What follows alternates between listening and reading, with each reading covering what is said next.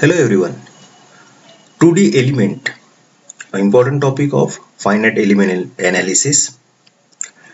In this video, we will discuss some important terminology used in 2D elements as well as we solve one 2D CST element problem. Myself, Rahul Rakhde, Assistant Professor in Mechanical Engineering Department, KK Wagh Engineering College, Nashik. So the learning objective of this video, so we will describe different type of 2D elements, different type of 2D stress analysis problem, and we will solve one numerical on 2D CST element, that is constant strain element, triangle element. So first, that is type of 2D element. So basically there are two type, one triangular and second with is quadratic. The configuration of element defined by two coordinates, then the element called 2D element. These elements are suitable for the two-dimensional analysis such as plane stress, plane strain or plane elements. The commonly used 2D elements are triangular and rectangular, that is element having 3 node or element having 4 node, that is triangular and quadratic. So again 2D elements again further divided into two categories, so first order and second order. So in triangular element, first order having 3 nodes and second order having 6 nodes. In quadratic elements, first order having 4 nodes and second order having 8 nodes. Then basically 2D stress analysis problem further classified into two categories. First one, that is plane stress problem. So in this category we consider element having only x and y direction, and stress induce in element only in x direction or y direction, and for z direction we consider as 0. So generally sigma denoted for normal stress in x, y or z direction. So in this case, or 2D stress problem, sigma x or stress induced in x direction and y direction we considered, and stress in z direction should be 0. Then this is first main condition. Second, shear stress in xy plane equal to 0 and shear stress in zx equal to 0. So basically we consider only two direction for stress analysis. So this is a mathematical relation between stress and strain. So we directly jump on the final step. So left side column indicate the stress in xy and shear stress in xy plane. Then this is strain in x direction, y direction, and shear strain in xy, and this whole terms considered as a D. So D is nothing but stress strain matrix for plane stresses problem. So I am underline this word, stress strain matrix for plane stress problem. So here mu is equal to Poisson's ratio, E is nothing but Young's modulus of elasticity. So this is a relation between stress and strain in element. Then second category, that is plane strain problem, similar as plane stress problem. Second category, that is plane stress strain problem. So here we consider strain in z direction equal to 0. We only consider strain in x direction and strain in y direction due to 2D problem. Same, strain in YZ plane equal to 0, strain in shear strain in ZX equal to 0. So this is primary condition, that strain in third direction equal to 0. So this is basic two types, plane stress problem and plane strain problem. Same as stress strain relation. So here this whole term represent D, that is D is nothing but plane strain matrix for plane strain problem. Okay, so while solving numerical we require this D term, that is plane strain relation. Then as we already discussed, basically there are two type of 2D elements. First is triangular and second is quadratic. So we consider a triangular element, constant strain triangular elements. A triangular element consists of three nodes with 2 degrees of freedom, means in x direction and in y direction. So each node having 2 degrees of freedom or 2 displacement function in x direction and in y direction. So for representing x, u representing x direction, that is u1 and v1 for node 1, same as v2, u2 for node 2, u3, v3 for node 3, that respective nodes. So this element is properly known as constant strain triangular element. So this is displacement function for each node. So node 1 in x direction we represent u1, then v1 y direction, same as u2 v2, node 2 in x direction in y direction, and third, that is u3 and v3. So this all equation we can represent matrix form called as a displacement strain matrix relation. So this is displacement and this is coordinate and this is constant. So un equal to xa, that is strain displacement relation. So we will take a numerical based on CST element. SPPU, that is Savitribai Phule Pune University, asked this question asked in December 17 for 6 marks. According to problem statement, given a triangular plate subjected to various load as shown in figure. So this is figure given in problem. The modulus of elasticity is 70 into 10 raised to power 3 Newton per mm square. The Poisson's ratio is 0.3 and the thickness of plate, that is small t, is 10 mm. Model the plate with CST element and determine following terms such as first element stiffness matrix, nodal displacement and stresses. So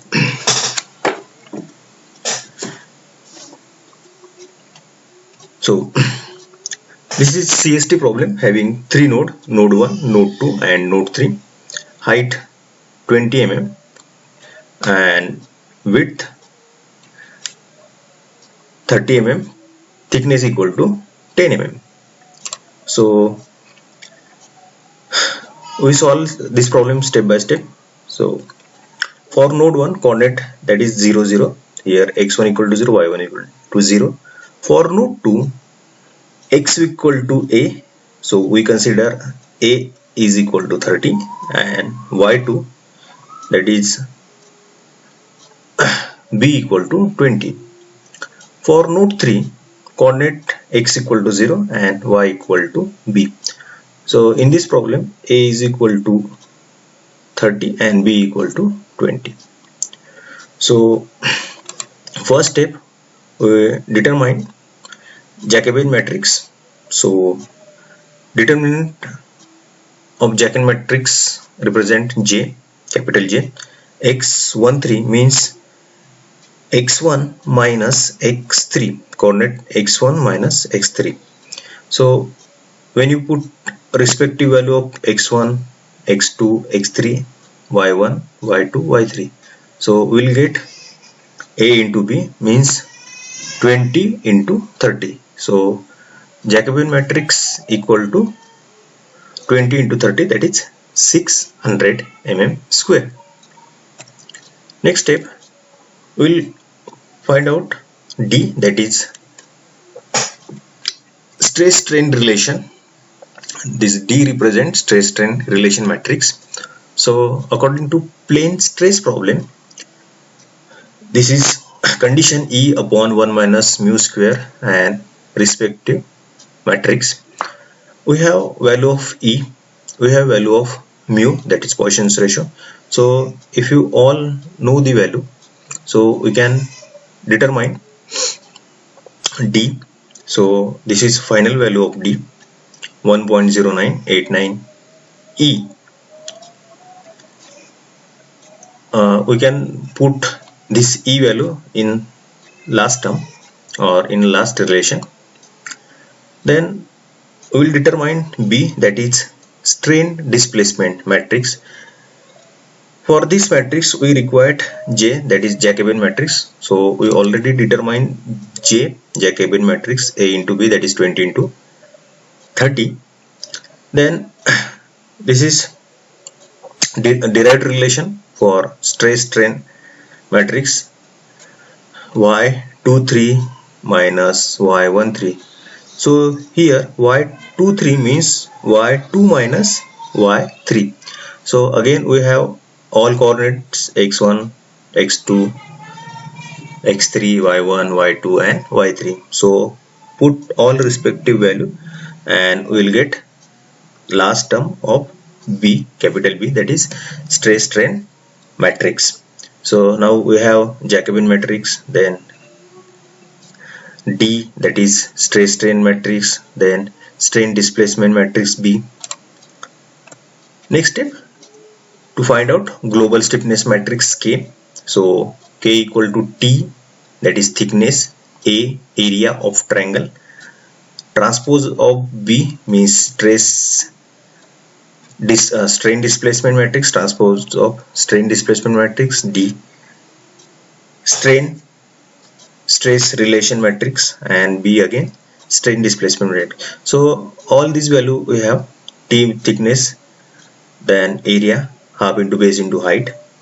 Then we have already B matrix, we can transpose this, and D means after putting all respective matrix and values we will get a global size matrix 6 by 6, because we have already know that the triangular element having 3 nodes and each node having 2 displacement. According to that we have total 6 displacement. So global stiffness matrix size obviously we can consider as a 6 by 6 u1 v1 displacement at node 1 in x direction and y direction, same as for node 2 u2 v2. Then displacement at node 3 u3 v3. So after solving we'll get this global stiffness matrix. Then this is governing equation. Global stiffness matrix K U, that is displacement matrix, and equal to F. K U F. F is load vector. So this is our total K, 6 by 6. This is displacement matrix U1 V1 and up to V3. Then load at node 1 x direction, y direction. So this is our objective to determine reaction at node 1 and 3. So 1, 2, and we know that at load x direction 50 and y direction negative 100. At node 2 x direction 50 and y direction negative 100. So these are the boundary conditions. u1 and v1 are fixed, that is node 1 and node 3 are fixed, so displacement equal to 0. Then reaction at node 3 and node 4. So this is our complete matrix formation in terms of governing equation. And by elimination approach, when you know the displacement equal to 0, suppose we know that the displacement at 1, 2, 5 and 6 equal to 0 because they are fixed. So by elimination approach, we can delete or eliminate respective row and respective column from global stiffness matrix, means 1, 2 and 5 and 6. So 1, 2, 5 and 6 from global stiffness matrix, respective row and respective column we can eliminate. So this 6 by 6 matrix convert into 2 by 2, means 2 row and 2 column. From this matrix, means 6 by 6 matrix converted into 2 by 2 matrix, we can easily now calculate unknown u2 and v2. So if you calculate u2 and v2, we can now easily calculate r1 and ry xy direction, r x3 and ry3. Consider global stiffness matrix and respective row for calculation. Lastly, stresses. We can calculate stresses respective in x and y direction. So formula dBu, you can put all the value and we can calculate stresses in x and y direction. So stress in x direction 0.5, stress in y direction 0.50, and last term, that is shear stress in xy direction, that is minus 1.0 Newton per mm square. So in this way we have learned from this session, that is a type of 2D elements, type of 2D stress analysis problem, and we solved a basic numerical on 2D stress element. Thank you.